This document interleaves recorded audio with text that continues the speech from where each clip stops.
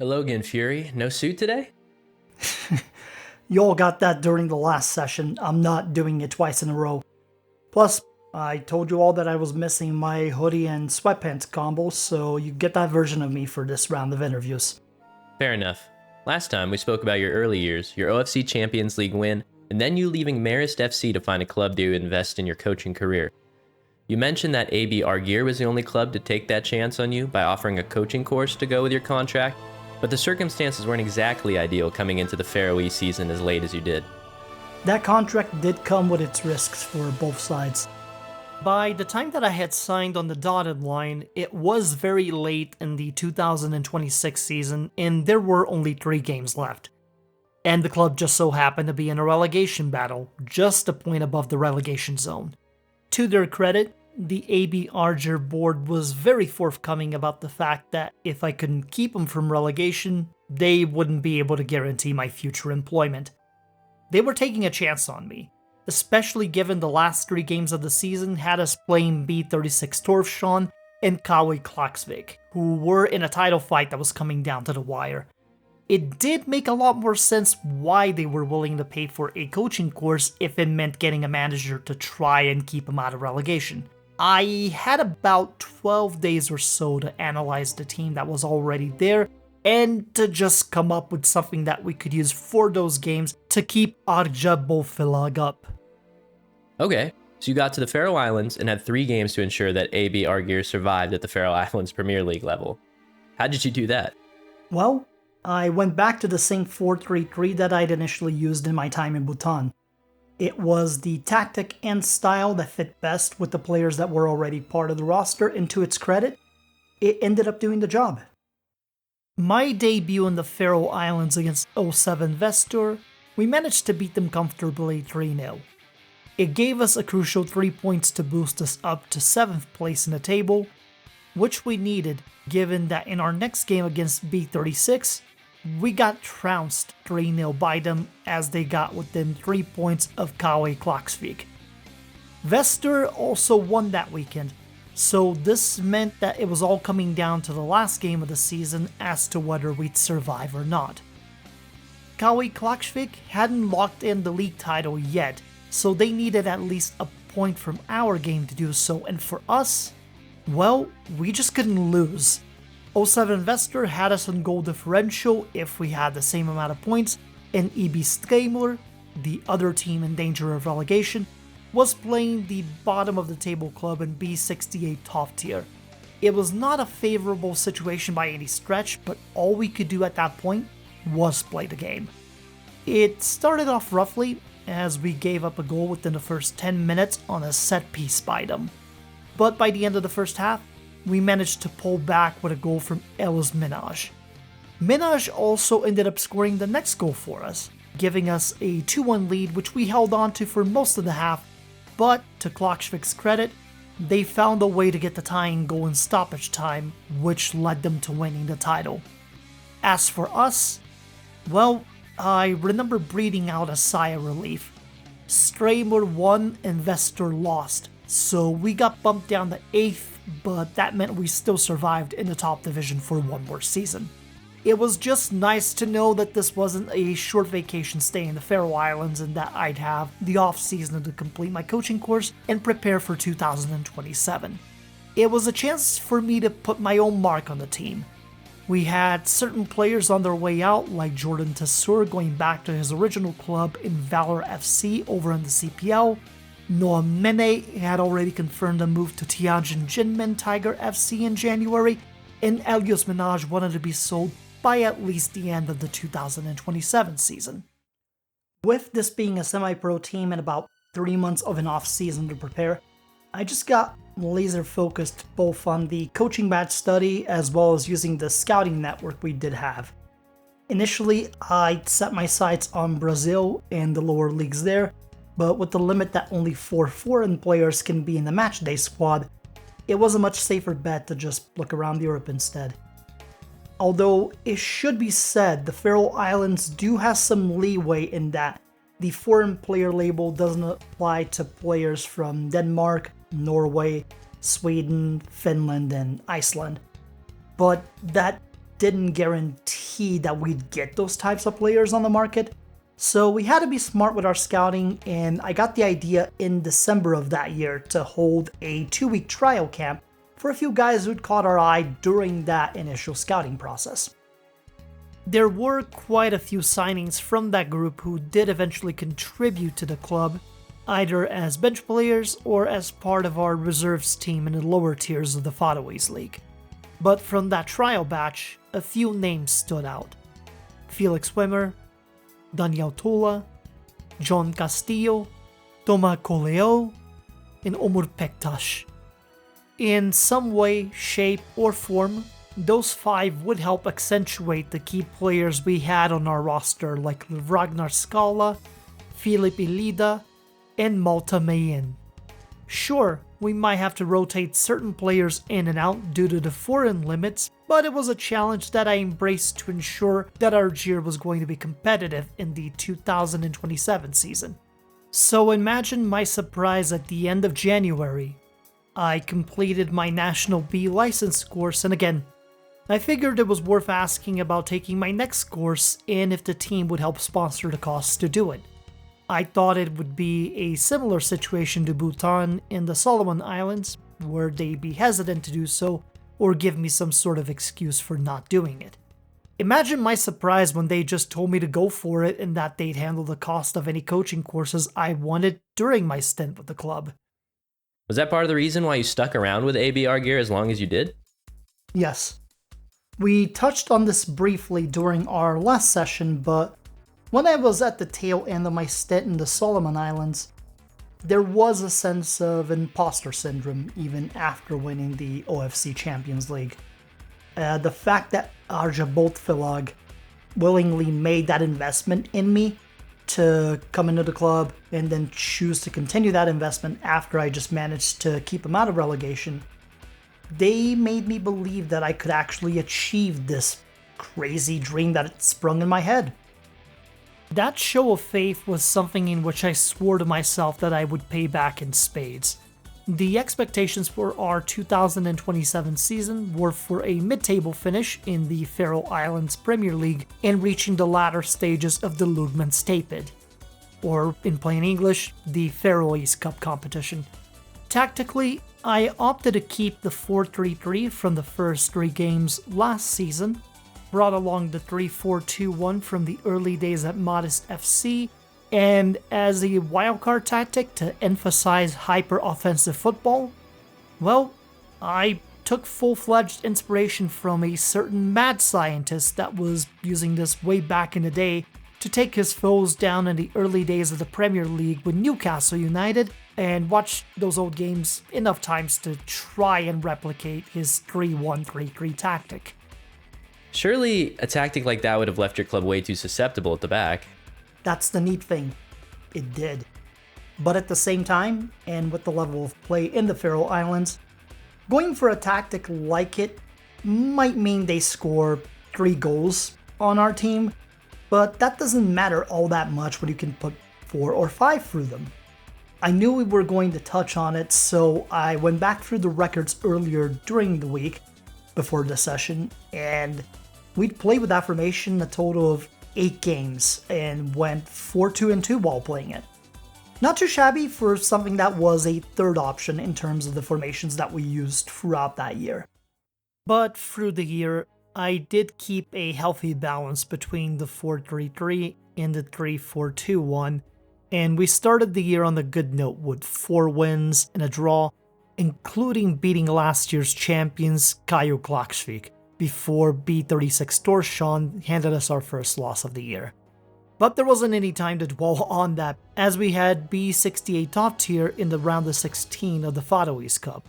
We did get through that securely with a dominant 5-2 win to punch our way into the quarterfinals, and then had a full-fledged goal bonanza against NCE Runavik via the mad scientist's tactical machinations. By mid-May, we'd gotten ourselves securely into the Faroese Cup semifinals by beating TB with a dominant 5-0 win, and kept our form in the league with wins over some of the teams on the bottom half of the table. But Viking Gurgota got us back for the season opener as we lost 4-2, and then we had to fight our way back to a draw against Klaksvik to wrap up the month. By early June, I had completed my National A license course and started on the Continental C license course not long after that. We also played a couple of games during the month where we got ourselves in a neck-and-neck race with Klaksvik with some solid wins, including a 3-0 clean sheet over B36 in late June. But in the Faroe Islands Cup, there were some questions as we could only manage a draw at home against Vojtingur. That only happened because Omar Pektas decided to put the team on his back in that first leg. From July onward, that's where we struggled in the calendar. We had some pretty tough draws and a few more losses during that portion, which allowed B36 Torshavn and Vojtingur Gotha to catch up in the standings, making the season a 4-horse race for the title itself. We did not have the poise to win the league title that year, although taking this club from 8th place to a 2nd place finish within a year was something that I took pride in. So, at the end of September, the second leg of the Faroe Islands Cup came around. At that point, we hadn't beaten Vojtingur Gotha since the opening game of the season in February, and for all of those games, we'd been going with the 4-3-3 formation against them. So I decided to switch things up, going with the 3-4-2-1 instead, and we scored within the first 2 minutes with a penalty kick. That was all we needed, as we ended up overwhelming Vojtingur throughout the game and came out victorious with a 5-0 victory, which would go on to punch our ticket into the Faroe Islands Cup final against B36. We had a strong end to the season to end in 2nd place, but we would be facing one of the top teams in all the Faroe Islands, and a team that's won this cup 9 times throughout their history. Add that to the fact a coin toss gave him home turf for the final, and the odds didn't look all that good. We conceded 2 goals in the first 20 minutes. We were atrocious early on in that game. You gotta remember, for a lot of those men, this was their first high-stakes game of any kind, so it was an absolute relief to see Filip Elias score in the 33rd minute. I felt that goal got the jitters out of the way because Thomas Kolo scored an absolute beauty about 2-3 minutes later to tie up the game. The game really got started at that point. B36 scored off an amazing free kick with Jan Benjaminson to make it 3-2, but then we won the ball back in the midfield and Ragnar Skala scored a tying goal within 2 minutes after that. Overall, I was happy with our response from the 2-0 deficit, but I did make some adjustments to our opposition instructions and some of the player roles. In that second half, we tightened up defensively, and so did they. A few chances here and there, but nothing too threatening happened. Then, we got a counterattack opportunity at around the 78th minute, and Ragnar Skala did it again. 4-3, only about 12 minutes to go plus whatever stoppage time they threw at us. I brought our midfield wingers immediately down to play as wingbacks instead, putting 5 at the back and just making sure that we would shut down B36 Torshavn down in this last stretch. And we were successful. We got AB Arger their first ever cup trophy in their 50-plus year history, and to me, it meant that we were on the right path. But if 2027 was the beginning of something good, well, 2028 is where we took it to another level. Because due to the Faroe Islands Premier League, our 2nd place finish meant that we'd gotten an entry into the league phase qualifiers of the UEFA Europa Conference League. Our initial budgets from the board were really kind in that regard, but I also did keep in consideration that even as a semi-pro operation, running a football club in the Faroe Islands is not exactly cheap. We were, from what I remember, over $500,000 in the hole as a club and in a rather insecure position. So I looked at the entry into an UEFA competition as an opportunity to really get us back in the black financially, even as a semi-pro outfit. If we continue to build on this roster we now had, we could surprise a few teams in the qualifying rounds once that came around in the mid-season window for us. I had already completed the Continental C license course at the end of October, but rather than jumping into the Continental B license immediately after, I ended up taking some time to dedicate myself to scouting and trying to find ways on how to strengthen the side for the 2028 season. I had some money set aside for my managerial wages, and I started to travel across Europe along with our scouting team on my own budget. Where did you all end up going during that trip? Finland, Denmark, the northern portion of England, Belgium, the Netherlands, Romania, and we even got into Ukraine at the tail end of it. The scouts had their targets in those countries, but on top of it, I also was looking specifically at some of the wonder kids popping up in those top 50 lists that publications throw out into the open every single year, to see if there were a couple of those that maybe we could try to swing a deal for a short-term loan to get them some playing experience and take advantage of their high skills at our domestic level. After those scouting trips, I ended up heading to Japan for 2 weeks during Christmas and New Year's for vacation, and admittedly saw a couple of games over there in the meantime. Figured that if we did well enough to become a decent side that could make qualifiers of continental competitions on a consistent basis, we could expand our scouting further and find the odd gem or two there. But that was long-term planning, because once January 2028 came around, my focus was back onto the Faroe Islands and putting together the best roster possible for all competitions that we'd be in. First order of business was just to re-sign our players from last season along with some of the youth intake prospects.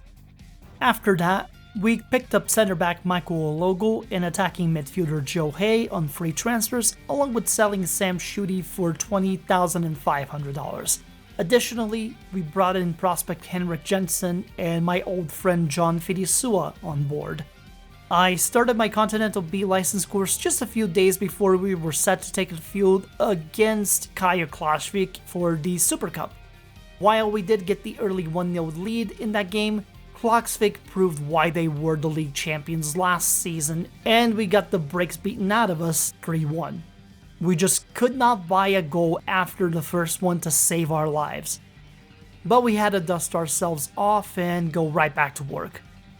Once the 2028 season kicked off in the league, we did prove that we could beat Klaksvik in the opening game of the season, as we managed a 3-2 win in their home ground and started off March on a hot streak to take the lead in the league. This was around the time in which I added Christian Friedrich and Oscar Meaden to the ranks as free transfer signings, and we did have some transfer money, so I paid $22,000 to bring Noam Nene back to the team from China. Why bring back a player that you just sold off a year prior and pay so much more to do so? I wanted a player that could handle playing at the continental level, and Noah fit that bill.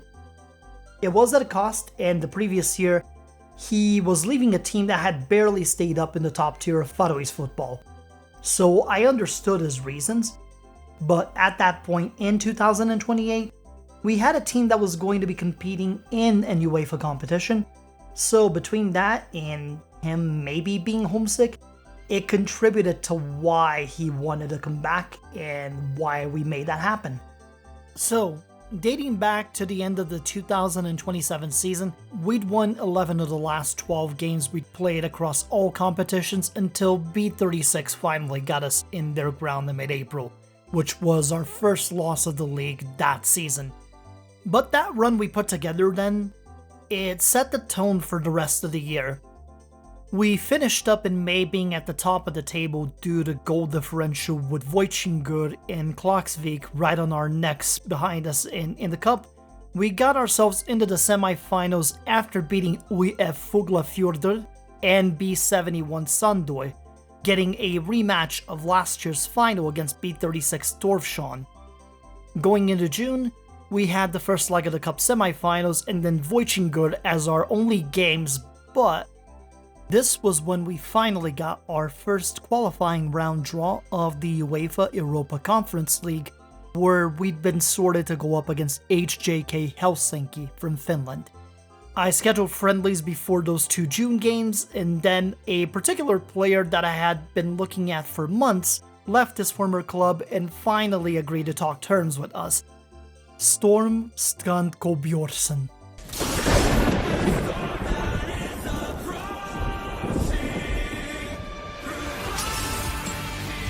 I brought Storm in because we needed a goalie that could handle himself in a European competition. When HJK came to the Faroe Islands for the first leg of that UEFA Europa Conference League qualifying round, he kept us in the game after a first half that saw 2 goals get scored each way and ended up a 2-2 draw. And at the return leg in Finland, he kept the doors shut for most of the game. We scored 2 goals late in that game with Noah Nene getting a brace, and we were through to the second round of qualifiers in the Conference League. Nobody had given us a snowball's chance in hell to get past the Titans of Finnish football, but we did that. For the guys, it was one of those moments where I stressed to them that if they could go into a ground that has more seats than there are people in some of the villages in the Faroe Islands and beat the teams that occupy them, they can do just about anything. We took that mentality into every game of the season after that win. KF Skandia were our next opponents in the UEFA Europa Conference League qualifiers, and the North Macedonian team was its own challenge, because while we managed to win 3-1 at home, the away leg saw them go up 2-0 to even up the aggregate. We showed our mettle yet again during another away leg though, with Daniel Tula scoring in the 97th minute to make it 4-3 in the aggregate to advance to the third qualifying round, where we then got put up against Luxembourg's FC Progrès Niederkorn. Things did get interesting at this point during July and August, since we had to balance the league and cup games over the weekends and then European football midweek. It definitely led to some rotations, and with me making some adjustments to the mad scientist-esque tactic, opting to go with 4 at the back and just having 2 strikers up top. In the UEFA Europa Conference League side game against Progrès Niederkorn, we had the first leg on the road against them, and a 1-1 draw from it was an unfortunate result, given that their goal came off an own goal in the second half, and we lost Felipe Lida to injury during that game. But getting the return game at home and making the necessary tactical adjustments, we managed to win it 3-1 and found ourselves in an incredible position to do something on the continental level.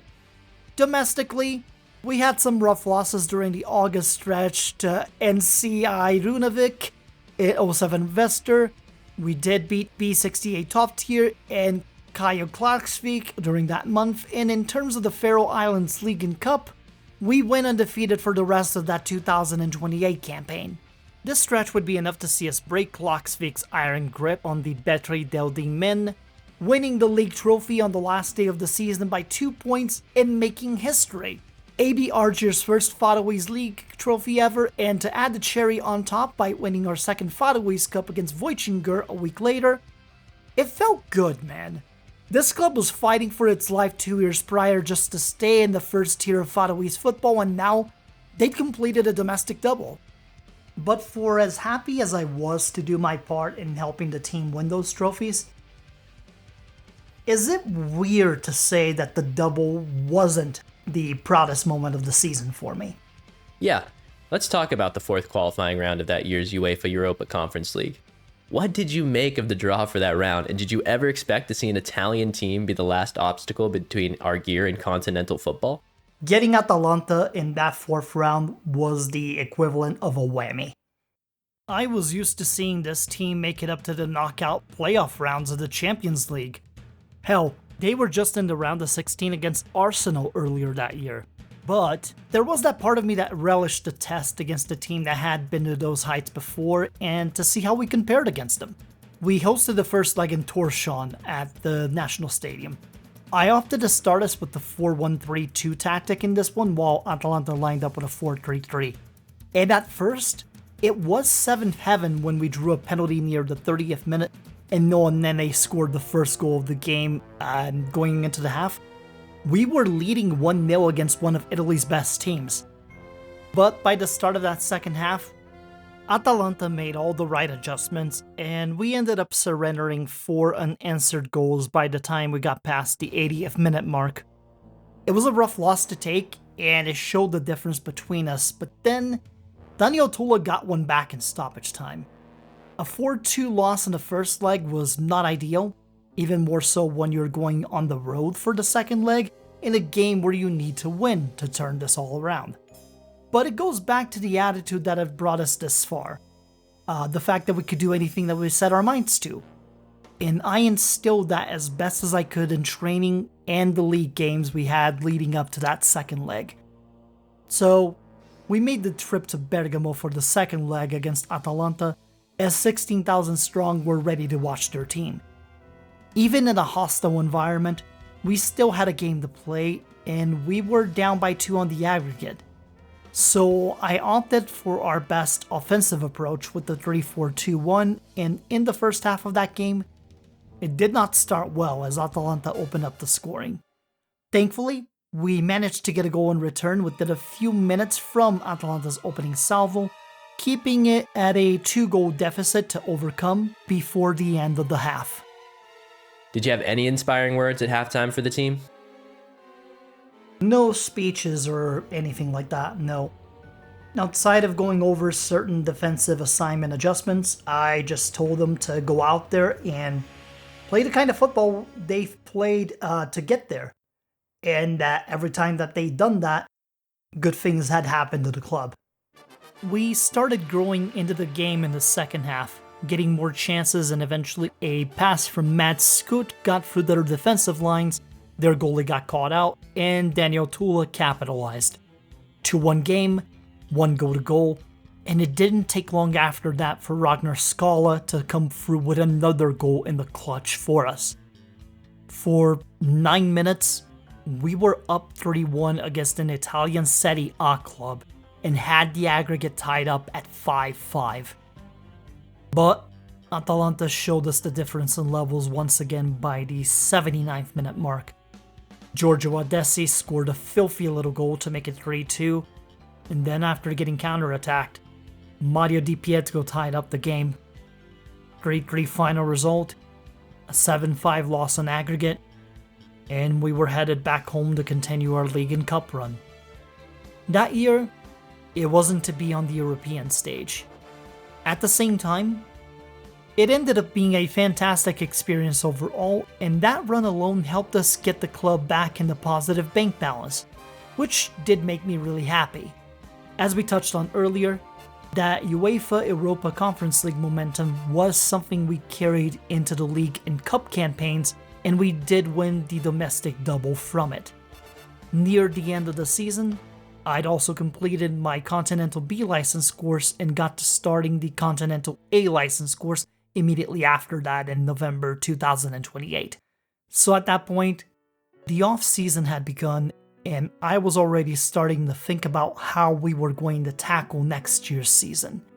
After all, the league win would get us into the qualifiers for the UEFA Champions League outright, and with the right prep, a shot to enter the group stage of any of the 3 competitions, depending on how we fared in the qualifying rounds, was a real possibility. I'd also begun doing a lot of tinkering around with my own tactics, as I wanted to shift to a whole new look next year, both to catch teams within the Faroe Islands by surprise, but to also be better prepared to handle the continental games we would have next year, as I felt the 3-4-2-1 left us far too exposed at the back against good teams, and the 4-3-3 tactic was engineered as more of a 4-4-2 counter. So I started looking at variations of a 4-2-3-1 and a 4-2-2-2, just tinkering around. And you have that look on your face back there that you want to talk about something else that happened after the 2028 season. As we know, that 2029 season is not one in which you are on the touchlines for ABR gear.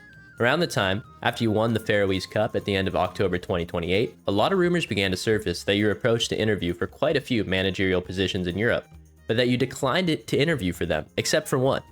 So why did you take the Wrexham interview in December? Passionate management that cared about its team and community, proof that they could scout and recruit well to bring themselves into the EFL Championship, a massive reality TV show which has boosted the profiles of most of the players or staff who have appeared in it. There were a lot of positive points. Although when they did approach me with the interview, it's not as if they were in the most glamorous position possible. They'd sacked their previous manager in late November, they were near the bottom of the table in the EFL Championship, and they wanted somebody who would step in as soon as humanly possible to take over and try to get them out of the relegation zone. Not the best spot to take over a job, and who's to say that I don't get booted in the same way Nuno Espírito Santo was the previous year if we somehow can't find form in the first 10 to 15 games played. It wasn't a guarantee, however.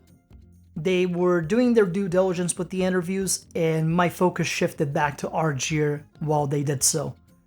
But a couple of days before Christmas, I got a call back and, well, they offered me a contract. It would definitely be the most amount of money I'd be paid to that point to be a coach. I really did enjoy my time in the Faroe Islands, and thanks to the 2 years that I spent there, I fully believe that I became a better manager. So AB will always have a place in my heart for that. But at the same time, this was the kind of opportunity that doesn't come around very often. So I took it. After I agreed to terms, and by the time I'd arrived in Wales, it was 4 days before Christmas, and there was absolutely no time to waste. I needed to unlock some sort of way for this team to escape relegation and push them in the right direction. But between you and I, those first 150 days on the job, well, I feel like I aged 5 years' worth during those 5 months. There have been teams who have orchestrated relegation escapes before in the English tiers in an impressive manner. But your run with Wrexham during that winter leading into the spring, there are still many who call it the greatest turnaround in modern football history. Even after all this time, it's still one of those things I get tweeted and messaged about by Wrexham fans. Because if you're looking at this logically and running that same scenario 1,000 times, in 999 of those scenarios, we fall short of the mark and then don't springboard into what comes next for the club. A lot of people call the second half of that season the greatest escape. Simple enough for the media, it got the message across to the fan base, and it's the kind of slogan where you can sell t-shirts, mugs, even a variant of f***ing Gen came out of it for Ryan Reynolds' whole brand. But I never personally cared for the name. I wasn't trying to escape anything. It was just that after all the coaching courses in the Faroe Islands, after taking 3 different teams in various regions to at least a trophy of some kind, Wrexham represented an opportunity to do something special, and the resources were there to do that. All I needed to do was just to find the right tactics and get this team promoted into the richest football league in the entire world. But to do that, I had to gauge the roster first. There wasn't a lot of goal scoring there from the first half of the season. The top goal scorer was an academy prospect of theirs in Seti Gunson with 7 goals, and then behind them with 4 each was attacking midfielder Christian Lindsson and a 34-year-old Paul Mullen. In general, this was a team that should be competing within the mid-table of the championship with the right tactical approach, but they were underperforming massively. Not to mention, players like starting keeper André Moreira, Lindsson, fullbacks Heitor and Shane Flynn, they wanted out of what they saw as a sinking ship. Mullen, at the very least, was committed to seeing out his career with the club as we extended his contract for another 2 years. His leadership was still there, and he could do a job as a super sub. He ended up proving as much in my debut as the Wrexham manager against then first place Blackpool at Bloomfield Road. We didn't start that one off well. We were down 3-1 after the first half, and I remember seeing the faces dropping in that locker room, almost as if they consigned themselves to defeat already. And I wasn't having any of that. Hi, what you're about to witness here is a heavily dramatized version of events that happened in the locker room of Wrexham on December 23rd, 2029. Viewer discretion is, in fact, advised.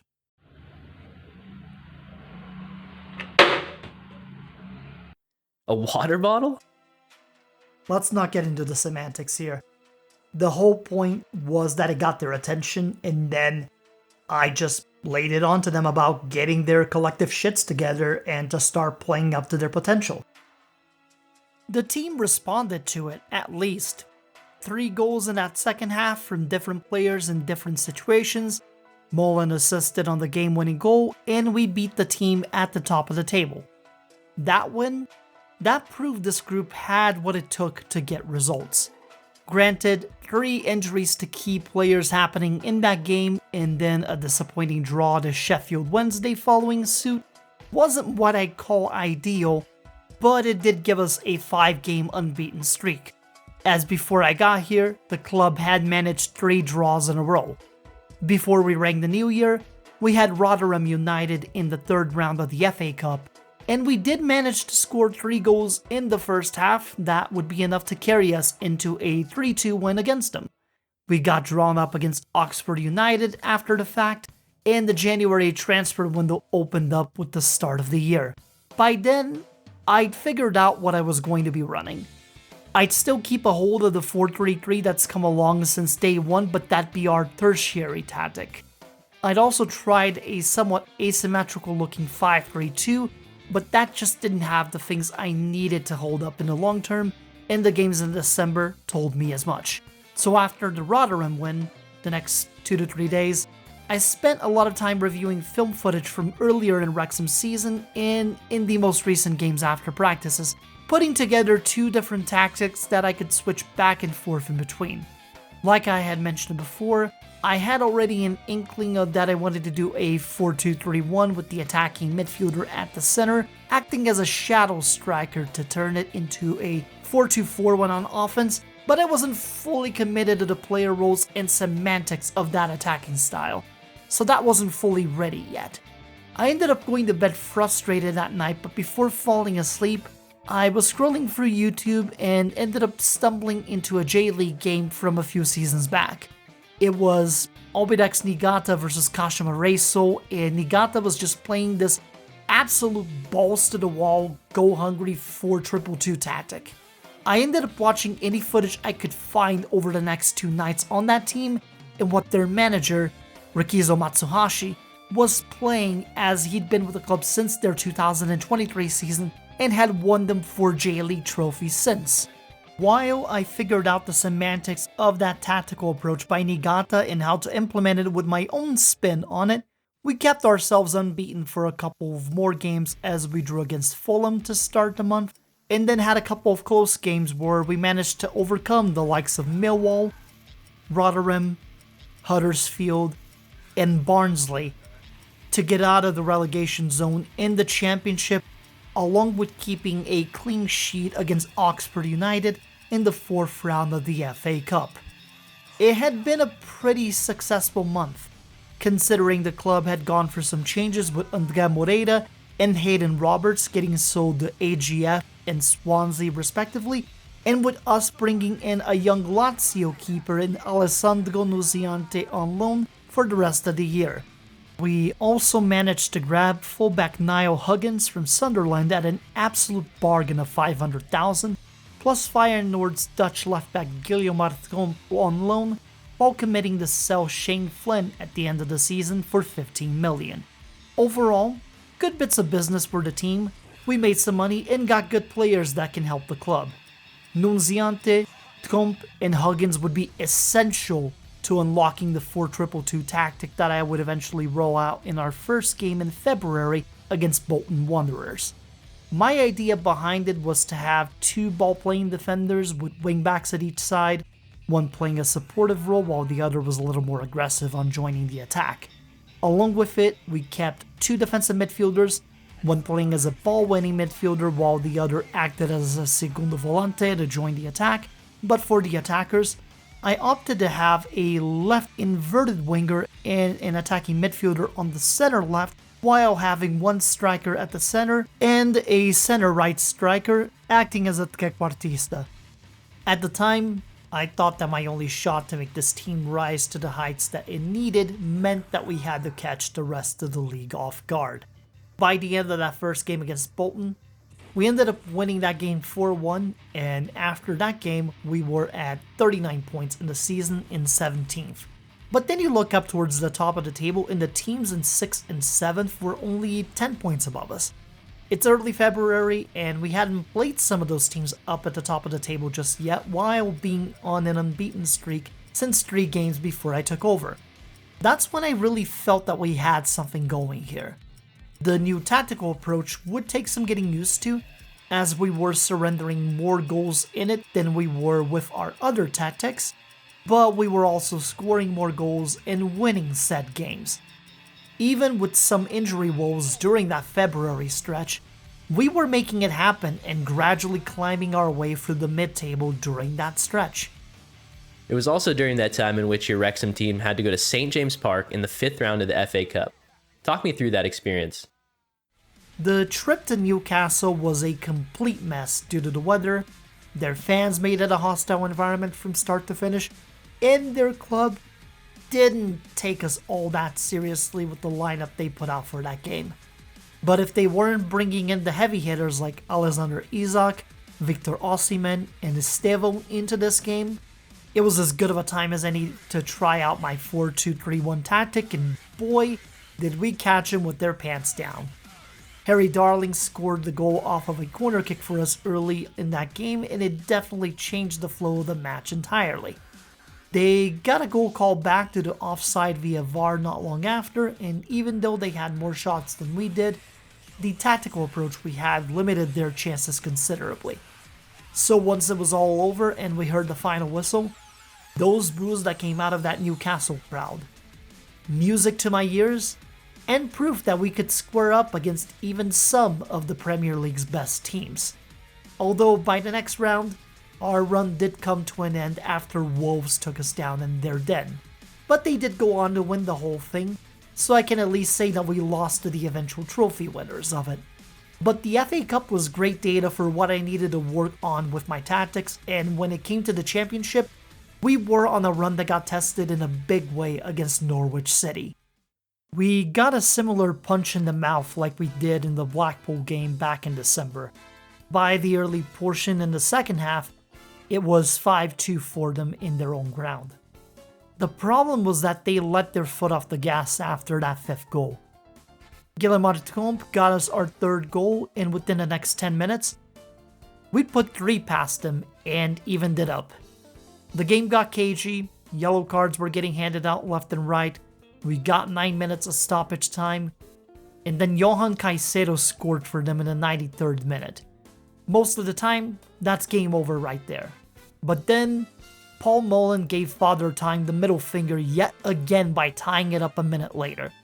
Then, Heitor, our right back, scores what was at the time his 5th or 6th ever goal in his entire career to give us a 7-6 win at the absolute last few seconds of that game. Another unlikely comeback, and while it was an absolute shame we couldn't carry the momentum of it onto the Wolves FA Cup game the following week, I just knew that at this level and with 9 games to go in the season, we had an outside shot of sneaking into the playoffs. But you can't predict how other teams are going to do. All I knew is that so long as we kept winning, we had a chance. And we did. 9 games, 9 wins, from 23rd at the end of last year all the way to 3rd place and being 3 points shy of an automatic promotion spot. It didn't even matter if it were teams under the threat of relegation like Birmingham or Plymouth to even top teams like Bournemouth and Everton. We were stomping a mud hole in everybody's asses and walking it dry. That run led us to getting Blackpool in the playoff semifinals, as they had slid all the way to 6th place since the last time we saw them. In the semifinals of the EFL Championship playoffs, we once again showed Blackpool that we had their number. We humbled them at their own ground with a 4-1 win, then beat them 1-0 at the racecourse to set up a rubber match against Norwich City at Wembley Stadium. Over 87,000 people in attendance, many others watching from home. The full production crew of Welcome to Wrexham tracking our every move leading up to it. It wasn't the first time they'd been to Wembley, but this was the absolute biggest game thus far that the club would be playing in. I'm not sure how Norwich came into this one, but I reckon that the nerves got really heavy for them when Jamie Shackleton scored our first goal only 3 minutes into that game. And then they had an own goal within 20 minutes after that to give us the 2-0 lead. Even though they were getting chances, Nunziante was brilliant throughout the game, and on the shots that we did have, we capitalized on them. It was an eventual 5-0 thrashing, and with it, Wrexham was finally headed to the Premier League for the first time ever. In terms of accomplishments throughout my career, I do look back fondly on this one. And now, we had a season upcoming in the Premier League, and my budget was around 44 million in transfer funds to work with. And that was also at the same time where I pushed Ryan and Rob to let me bring in more scouts to expand our network even further. Now, earlier during the year, we agreed to bring in Hugo Bolin from Porto on a free transfer once his deal there was done, and we also had gotten an Uruguayan striker in Brian Lopez out of Liverpool. The Uruguayan one, not the Scouse one, for 1.9 million, but... Okay, remember how I told you during the Faroe Islands stint that I did that scouting trip during the off-season prior to the 2028 season?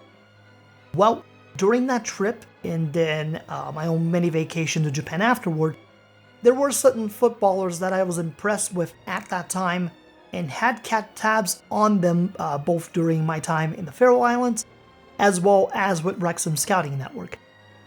Skreven Bemba, Ivan Karpenko, Taijiro Furuhashi, Naoto Kawakatsu, and Ibane Boat. Boat was already making his mark as an elite center-back in France. Furuhashi had the exact qualities I needed for the second striker or attacking right-winger role in either one of my tactics, and when it came to Mbemba, Karpenko, and Kawakatsu, they were versatile midfielders that were determined and highly coachable. I'd be able to make them fit between the midfield positions we used. So at the time, I figured if I can land Boat and at least one of the other four, I'm in business. But this would cost us money. Thus, we ended up selling Christian Linson during the off-season for about 23.5 million to Al Ali, I believe. And it seems those clubs were interested in our players since we ended up getting 12 million for Jamie Shackleton and 12.5 million for Michael Obafemi during the off-season.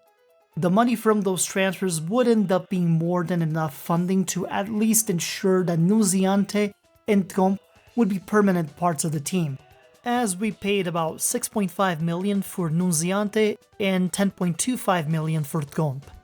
Those signings, Ryan and Rob were on board with, but the other 5, I had to convince them to let me make those bids first. As you know, there are a lot of cautionary tales about teams who get promoted, make heavy investments on players, and see that blow up in their faces as they can't compete and end up being relegated down to the championship. How'd you manage to convince them to make the bid for those players? I had 3 selling points. 1, making the club a profit by selling 4 key players from last season's campaign at the highest possible values I could get for them, while knowing, for a fact, that they weren't up to par to play at the Premier League level. 2, scouting data proving that those 5 players, alongside the arrivals of Bolin and Lopez, would fully complement the current team and aid us in doing more than just surviving at the Premier League level. 3, that if I somehow managed to get all 5 of them on this roster, I could get us playing in the Champions League in the next 2 years. Now, I must admit, I was kind of bullshitting my way through the last one, but if you know anything about McElhenney and Reynolds, those motherfuckers are ambitious. To the point where Rob even joked about firing me outright if I didn't get them European football in 2 years. I don't think he was joking that time either, but you might need to ask him for confirmation on that one. But after my pitch, they did sleep on it though, and eventually agreed to let me try for these players, so long as I didn't spend the entire transfer budget to do it. So I just started making offers that next morning. The deals for Taijiro Furuhashi and Ivan Karpenko weren't too difficult. Ivan came in at about 6 million and Taijiro came at 5.75 million, and even then, I still felt we got bargain deals out of it. Anderlecht did try to hardball us though with Skrev and Bemba. They wanted 40 million at first for him. We eventually got it negotiated down to 25 million and we were able to sign him, which was great news for me, as this was 3 out of my 5 targets acquired. But even that amount for someone out of the Belgian leagues felt like a bargain compared to what Chelsea and Real Madrid had tried to pay for guys like Stevon and Endrick, respectively, before those deals blew up on their faces a few years ago. Now, Chelsea being a financial mess due to the American ownership dispute, canceling future transfers and ending up in a transfer embargo for half a year, that wasn't unexpected, per se. Florentino Perez getting put behind bars due to tax fraud and embezzlement, to where Real Madrid lost out on getting Endrick and Kylian Mbappe due to the controversy alone. I definitely didn't have that on the bingo card back then. None of us did. So how about the other 2 guys that you were pursuing during that 2029-2030 offseason? Right, yes. It took a few attempts to convince Kawakatsu and Boat's clubs to come around on a deal, and it did drag through the offseason. As a precaution, I ended up getting another Feyenoord defender in Givairo Reid on loan with us for the season, and brought in James McConnell on a free transfer. But just before we kicked off the year, we got Naoto Kawakatsu on board and paid 4.5 million to get him. Much like the completion of my Continental A license coaching course and the immediate start of my Continental Pro license course, Naoto also arrived just in time. The season was kicking off in a week, and the race course would play hosts for the opening game, where we would face Newcastle. Excuse me? The schedule makers that year, somebody in that office had a sense of humor to set this one up after last year's FA Cup game. Newcastle definitely started a stronger side against us than in last year's Cup game. Unfortunately for them, our side was much stronger than last year too, and now they were getting familiar with what I was coming to call the Fury 4-2-3-1. It took 5 minutes into that game for Ivan Karpenko to score our first ever Premier League goal. We were off to the races from there. Bemba had a brace, Brian Lopez got his debutant goal, and before that first half was done, we were beating last season's Champions League runner-ups almost as badly as Real Madrid did. They did get 1 goal back early in the second half, but we won that game comfortably. I know we caught people by surprise with that result, but to me, promoted side or not, I was not going to let this team get relegated if I could help it. Then, Paul Mullen ended up scoring his first Premier League goal ever in our next game against Leicester City to help us win on the road, and I was happy to see him do it. There's not a lot of men out there that can say they scored at 5 different levels of English football. After that, we handled our business against Bolton in the Carabao Cup second round to advance in the competition, but any sort of massive winning streak like last year would not happen. Nottingham Forest beat us soundly 3-1 at the racecourse just before the transfer deadline was set to happen. Bit of a shame that we took a loss on Ibane Boat's debut game for us too. Took a few months, a 9.25 transfer fee, and quite a few rounds of negotiations, but we did manage to push it through, and I got all 5 targets that I wanted for the season. Didn't need to do anything else for the deadline. Just, actually get the guys to play into their potential so I'd be able to deliver on my promise to the bosses. We did get a measure of payback for last season by beating Wolves in the Carabao Cup's 3rd round, and Nuziante's form was impeccable for a while there, as he picked up 4 clean sheets in a row as we dealt with Aston Villa, Brentford, Crystal Palace, and Bournemouth before Leeds United ended that run, as we lost soundly against them 3-0, and then Crystal Palace got their revenge by taking us out of the Carabao Cup shortly thereafter. There was definitely some duality in the later months of 2029, as we did fall off our magical first place start to drifting between 6th and 8th during the November and December stretch. But in that run, being able to beat Arsenal and Brighton along with holding our own against the Manchesters and Liverpool in draws, we were proving that we did belong. Brian Lopez had 11 goals to his name in the Premier League alone, Furuhashi was starting to find his scoring touch, Mbemba and Karpenko were contributing from the attacking midfield. It was all gradually coming together. By January 2030, the work I'd been doing with Wrexham had been getting rave reviews, to the point where teams like Hamburg and Cadiz were approaching me for interviews. I declined them, seeing as those clubs were nowhere near where I wanted to be in terms of ambition. We did handle Hull City with ease in our 3rd round FA Cup game and drew Brighton for the 4th round later that month, but some injury troubles to Niall Huggins and Screv Mbemba also being out for the next month due to playing for DR Congo in the Africa Cup of Nations, I ended up paying $5 million to get Ishe Samuel Smith from Norwich and $2 million to get centre back Mark Mampasi. Our scouting team liked what they saw, and I wanted to make sure we had the depth to hold on to this run of form we've had so far this year. We got Mampasi and Samuel Smith involved immediately in our game against Leicester, where Brian Lopez came through clutch with a pair of late goals to rescue victory from the jaws of defeat.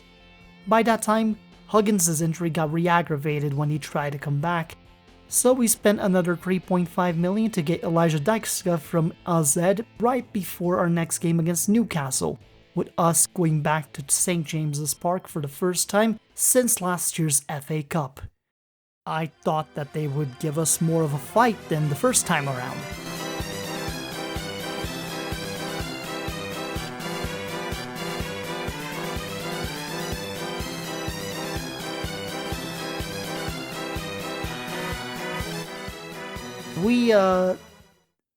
We beat them 8-1. That win put us on a 6-game unbeaten streak, followed by a hard 1-1 draw against Brighton in the 4th round of the FA Cup, thus causing a replay for later on, and led us right into the transfer window deadline. Due to Congo making it to the semifinals of the Africa Cup of Nations, I ended up loaning winger Fania Tewelde until June as a squad player option, mostly to let Mbemba not be overworked between club and international football for the rest of the year. That was our conclusive bit of business for that transfer window deadline, and coming into February, we'd managed to sneak back into the top 4 through goal differential, and a lot of that was due to Brian Lopez's 17 league goals. So, only 6 goals behind Erling Haaland's then 23 goals. How many goals did Haaland score that year again? 32. In the Premier League alone, at age 30.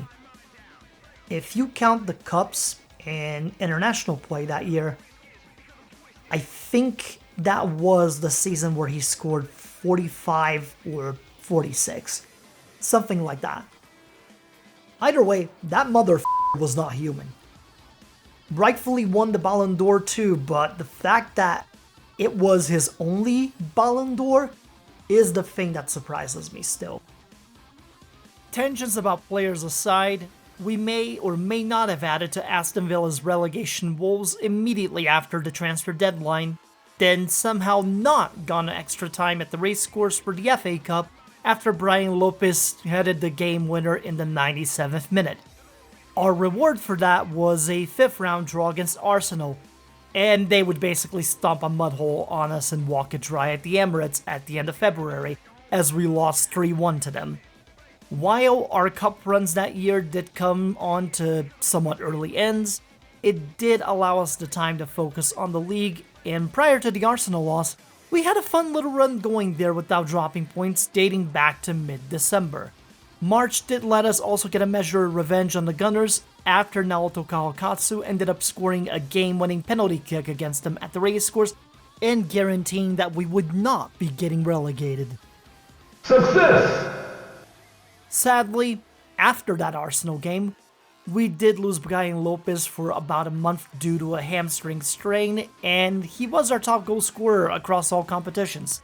We had some gutsy games after that Arsenal win, but wrapping up March by getting dismantled 3-0 by Man City, we definitely hit a bit of a slump. By that point, we were in the race for top 4 and some disappointing draws and losses happening through April and May along further injury woes. We ended up wrapping up the season in 5th place with a trouncing of West Ham to getting relegated on the final day of the season. Which, before anyone says it, yes, it was a table finish beyond anybody's wildest dreams when we started the season. At that time, I just remember being disappointed because Arsenal had been the ones to beat us to 4th place, and if we had gotten a better result against Nottingham Forest or both Leeds United games that year, it could have been the difference maker in those spots. Although my brain was already thinking about the UEFA Europa League entry. Going to that, kick some ass, make a push for top 4 next season in the Prem to make it to the Champions League. Then, we got the news that England managed to get one of the 2 extra coefficient slots in Europe, meaning that we were going into the UEFA Champions League instead of the Europa. How much of a game changer was that for your long-term plans with the club? I mean, for one, I somehow bullshitted my way into being a man of my word to the club owners 1 year ahead of schedule. The UEFA money was definitely going to be a positive for any long-term plans that the club had in mind. But it also meant that the scouting network that we'd put together behind the scenes was going to be front and center during the summer in order to strengthen the team for a long campaign. You definitely grabbed quite a lot of players, to the point where many predicted your team to come back crashing down to earth from your form of the 2029-2030 season. Which players would you say were essential to that 2030-2031 season? Well, getting Milan Holke on board was a big one, especially as a free transfer. Alongside him, I'd say Alexander Udaltsov stands out, given that Hugo Boland expressed interest in leaving and we sold him promptly for $9 million. Udaltsov was a younger option, but he had the goods and fit a similar profile to most of my signings the year prior. Kevin Castaño from Club America stood out too, as a veteran presence on club and international level helped balance out some of our youth. We had a few other prospects that signed as well, as I wanted a team geared up for the present and the future. Although after going for the Brian Lopez injury earlier in 2030, I would say my biggest signing during that off-season was probably paying $18 million to get Palmeiras' top young striker in Altair. Palmeiras, for those who don't know, is my club. It's been near and dear to me since my uncles got me a kit and took me to my first game at age 5. So it's safe to say that I do keep up with what they're doing on a consistent basis, and especially with their youth recruitment, as they've been dominant in those U18 type competitions for many years now. So I've known about Altair for about 3 years now, and I felt like we got him at the right time. One more season under Palmeiras, he'd likely have commanded closer to 30 to 40 million to get him to Europe. He was that good already for his age, and with us, he was only going to get better. Our start to the 2030-31 season after friendlies was chaotic at first. We had yet another wacky game against Leeds United where we were unable to beat them again, and followed it with a draw to Southampton before finally getting ourselves back on track with a pair of wins over Crystal Palace and a phenomenal win over Liverpool, where Altair scored his first goal for the club in his first start. We also got our Champions League group stage fixtures, and well, we had some challenging games ahead of us during it. But outside of recovering some transfer funds by selling longtime vet Scott Twine and getting backup keeper Željko Samčović from Werder Bremen, we didn't have much else to do but keep on moving. It would be in September that we would have our UEFA Champions League debut, going on the road against Shakhtar Donetsk, where we may have conceded the first goal of the match, but managed to get the last laugh as Ibane Boat got a brace in the game off of corner kicks to give us the 2-1 victory in our European debut. When Ryan Reynolds told me we made nearly $3 million USD off of that single win, I nearly fainted. So, we followed up that debut by getting a 2-1 win against Braga on the road, and that boded well for our initial European voyage. But back in England, we'd taken care of business against Brighton in the Carabao Cup, drew in a tough 3-3 game against Wolves, managed to beat Manchester United in a close game that felt like a loss after Brian Lopez tore his hamstring during it, and would be out for 2 to 3 months. Then followed it with a disappointing loss to Chelsea. We also lost Altair and Naoto Kawakatsu for the next month with injuries, so we had that going for us. It made for a rather intense October, as we ended up drawing against Spurs after the international break, somehow managed to get an early goal and hold on to the lead against Arsenal in the Champions League, then got into a goal slugfest with Derby County in the Prem before doing the equivalent of surviving against Blackpool in the Carabao Cup's 4th round. Additionally, it does pain me to say that this was the year in which Newcastle finally beat us to open up November. We lost to them, got our stuff rocked by Paris Saint-Germain in Paris, then Erling Haaland happened in the Man City game. We were on a losing streak for a bit there, but thankfully, we took down an informed Fulham at the racecourse to restore the feeling a little bit. The boys were also very kind to give me a 3-1 win on my birthday against Slavia Prague in the Champions League. For the rest of the year, we kept mixing it up across multiple competitions. We kept our form in the Champions League, managed to beat the teams we were supposed to beat in the Premier League while struggling against mid-table and top-tier teams, ended up having yet another barn burner against Norwich City, where 2 stoppage time goals managed to carry us through to the Carabao Cup semi-finals, and oh yeah, Liverpool offered me an interview to take over the manager job when they fell to the mid-table during the holiday season. I remember that.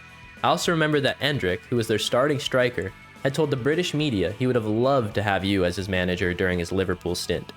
He had made a name for himself at Anfield, and I was happy to see him getting that chance, but at that time, Liverpool was in a rebooting phase, and while there'd be the name and prestige to go with it, I just never believed it'd be the right move for me during that time. So I politely passed on that interview after we'd beaten Bristol City in their ground before New Year's. We were 8 games unbeaten in the Premier League by that point, and we extended that streak against Southampton before we had to deal with Arsenal again, although this time in the FA Cup's 3rd round. Unbelievably enough, we had matches against the Gunners at pretty much every single competition we were playing in that year. Those games were always back and forth, and we ended up dragging them to a FA Cup replay on top of it after a 1-1 draw at the Emirates. Brian Lopez became enemy number 1 for that entire fandom with the amount of game-winning goals he managed to score against them between the FA and Carabao Cups during that January into early February stretch. Back then, I didn't know it was going to be the catalyst for us in terms of our performance moving forward for the rest of the season, but we started figuring it out.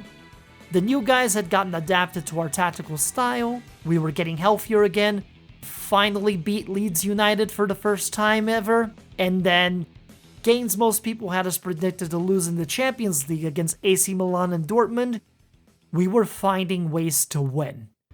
Before the competition started, many pundits did not give Wrexham a snowball's chance in hell, given the challenging fixture list your team had drawn in the UEFA Champions League. In return, you fired back saying that you were looking forward to proving said pundits wrong prior to the start of the competition. But when exactly did you believe that your Wrexham team could make a deep run at the Champions League? When James McConnell scored the game-winning goal in the 94th minute against Dortmund. Between it guaranteeing us a top 8 spot at the table and a bite at around the 16, it just proved that the same kind of fighting spirit that resonated within Wrexham long before the TV show or the Hollywood owners came along was present on the current players and the way that we approach the game. Plus, spite, for those who doubt you, can be a powerful motivator if channeled correctly. In the January transfer window, the only thing we ended up doing was grabbing winger Richard Matthews, and while it cost us a pretty penny, this was a local boy that could grow to be a part of the team's long-term plans. But during that same window, I was also incredibly frustrated at losing out on bringing in Naoto Nakame on loan for the Champions League run. But at the same time, it's hard to beat out the $122 million that Manchester City paid to get him in their club outright. Speaking of Manchester, the other club over there ended up breaking our unbeaten streak in the Premier League as we lost 4-2 to the Red Devils. So we took that out on Arsenal in the Carabao Cup semi-final second leg, and were set for the final at Wembley against Brentford at the end of the month. Outside of the tough games against Man United and Spurs, the rest of February was our offense just catching fire with the amount of goals we scored throughout those matches. That also included Everton giving us a scare in the FA Cup's 5th round, where Samcovic saved our bacon on penalty kicks, and then, of course, the Carabao Cup final against Brentford. Really, Brentford had a good run, but this was Wembley and a chance at our first cup trophy. I told the boys to treat this as if it were a Champions League final, and they outperformed any of my expectations. Taijiro Furuhashi got a brace, we scored 6 goals in total, and with it, we brought the EFL Cup to Wrexham. Of course, you had those highs, and then we had the lows of traveling to Newcastle and losing to them this time around too.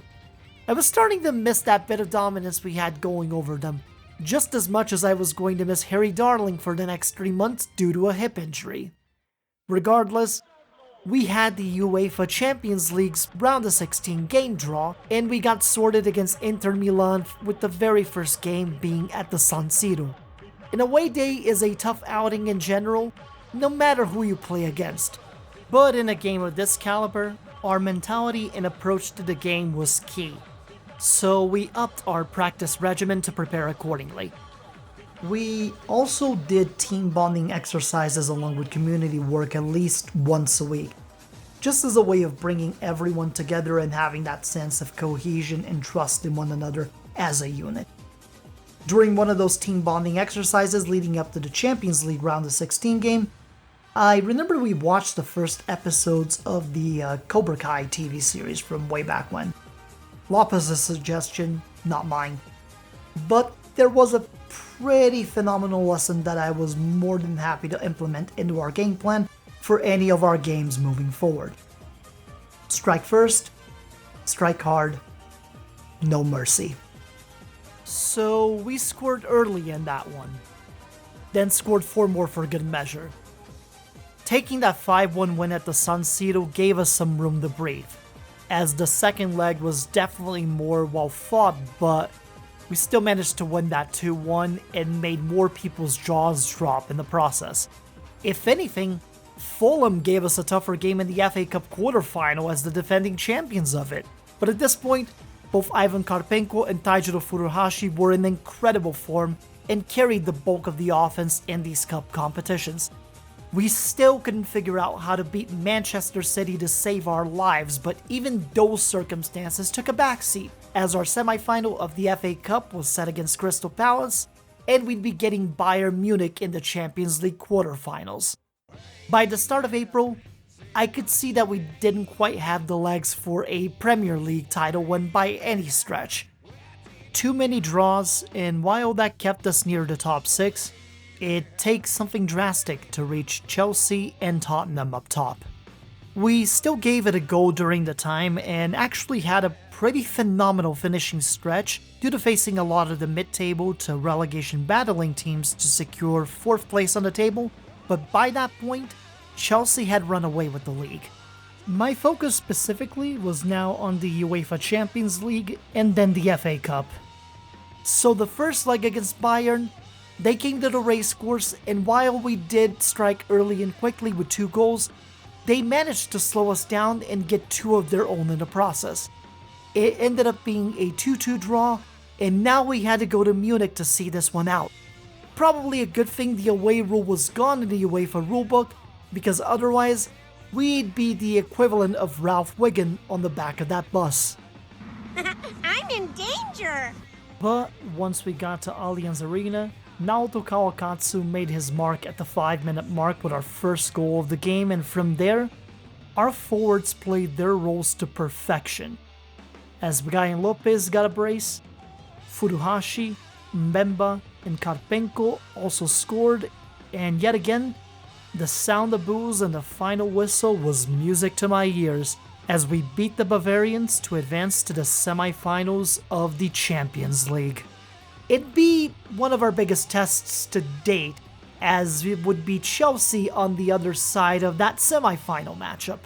Up until February of that year, we hadn't been able to beat this team, and they were a bunch that did figure it out under Frank de Boer, unlike their previous head coaches, which included Pep Guardiola in his post-Man City tour. But we'd worry about them eventually, as we had the semi-finals of the FA Cup against Crystal Palace, who kinda punched us in the mouth for the first half of that game and forced us to make a comeback to then take it into extra time.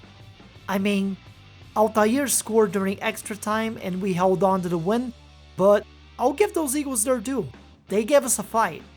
That meant the FA Cup final at Wembley would be us and the team whose job offer I declined earlier during the season, Liverpool. Having Chelsea at home for the first leg of the Champions League semi-finals, we did continue our streak of early game goals with Richard Matthews scoring around the 6th minute and then just piling it on from there. We just managed to overwhelm them, and by the end of it, it was a 4-1 win that gave us a massive advantage headed into Stamford Bridge. While Chelsea would score 2 goals in that game, well, so did we. And thus, we won 6-3 in the aggregate, and to me, it was rather fitting that Greece was the site of the Champions League final that year, because our story felt like something out of those myths of way back when. Your run to the UEFA Champions League was astounding that year. But on the other side of that, talk to us about how you felt about having Ajax be the team across from you in that final. They arguably had just as magical of a run on their side. I've always had an immense amount of respect for Ange Postecoglou in his work as a manager. He got Spurs trophies for the first time in eons back in 2024, and managed to make Leicester a relevant Premier League club again before taking the Ajax job. And as for their run, I mean, they beat Real Madrid and Atletico de Madrid in the quarterfinals and semifinals respectively, and they were a team that was only getting as far as the round of 16 prior to his arrival. Plus the media at the time too. While some of them were shocked about the lack of powerhouse clubs in the final that year, a lot of them had embraced Ajax far more. Granted, I could see the potential angle for them. A fallen giant of European football with a chance to be the first non-Power 5 league club to win a Champions League in a while was a far safer bet for them. For us, being in the Premier League, who'd won their fair share of Champions Leagues at this point when Real Madrid wasn't doing it, and then carrying the whole Hollywood shtick with us, I knew for a fact that quite a few folks weren't keen on seeing us upset the Dutch Giants. That we were just lucky to be there and that our run was going to come to an end because the lights were too bright or something along those lines. So I made it a point to emphasize those things in the build-up to our last 2 games of the season and to let the team use that as fuel to the fire. First, it would be a trip to Wembley for our second final in that ground during the season. the FA Cup final against Liverpool.